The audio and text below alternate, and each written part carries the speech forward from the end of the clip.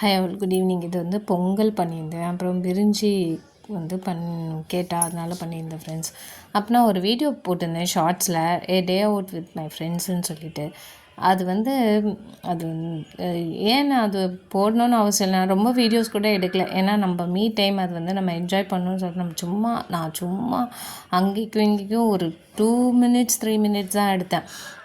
ஏன்னா அது ஒரு மெமரி இருக்கட்டுமேன்னு சொல்லிட்டு. ஆனால் தட் இஸ் அவர் பெஸ்ட் டேன்னு சொல்லுவேன்.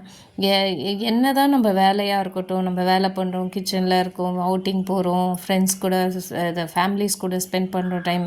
ஆனாலுமே நம்ம ஃப்ரெண்ட்ஸ் அவுட்டிங்கிறது வந்து இட்ஸ் சம்திங் டிஃப்ரெண்ட்டில் எல்லாருமே ஒத்துப்பீங்களே ஃப்ரெண்ட்ஸ். அது அது பர்ஸ்ட் அவுட் மாதிரி. நான் ஆஃபனாக வந்து மீட் பண்ணிகிட்டே தான் இருப்போம். சில பேர் அவுட் ஆஃப் ஸ்டேட்டாக இருப்பாங்க, கண்ட்ரியாக இருப்பாங்க. ஒரு பொண்ணு வந்து அவுட் ஆஃப் கண்ட்ரி ரொம்ப வருஷம் கழித்து நாங்கள் மீட் பண்ணோம். அப்போ எப்படி காலேஜில் பார்த்தோமோ அதே அதே சந்தோஷம், அதே மாதிரி பேச்சுங்க. நம்ம அந்த செரிஷ் அவர் மொமெண்ட்ஸ்ன்னு சொல்வோம்ல, இப்படி இருந்தோம்ல, இங்கே போனோம்ல, அங்கே that is the best moment in லைஃப்னு நான் சொல்வேன். என்ன தான் இருந்தாலும் இப்போ நாங்கள் ஃபஸ்ட்டு ஐநாவரத்தில் இந்த பழைய வீட்டில் நாங்கள் கிட்ஸாக வளர்ந்த ஃப்ரெண்ட்ஸ் கூட இன்னுமே நாங்கள் ஃப்ரெண்ட்ஸாக தான் இருக்கோம். அப்போ உள்ள ஃப்ரெண்ட்ஷிப்லாம் வந்து ஜென்யூனாக இருந்தது, ஒரு எக்ஸ்பெக்டேஷன் இல்லாமல் இருந்துச்சு. இவங்க ஒரு ஃப்ரெண்டாக நம்ம கன்சிடர் பண்ணால் கடைசி வரைக்கும் ஃப்ரெண்டாக தான் இருப்பாங்க.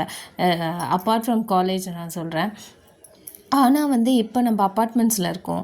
அதே நம்ம எக்ஸ்பெக்ட் பண்ணி ஒருத்தர் ஃப்ரெண்ட்ஷிப்பாக வந்து வச்சுக்கிறோன்னு சொன்னால் அது வந்து எவ்வளோ தூரம் அவங்க உண்மையாக இருக்காங்கன்றதே தெரிய மாட்டேங்குது.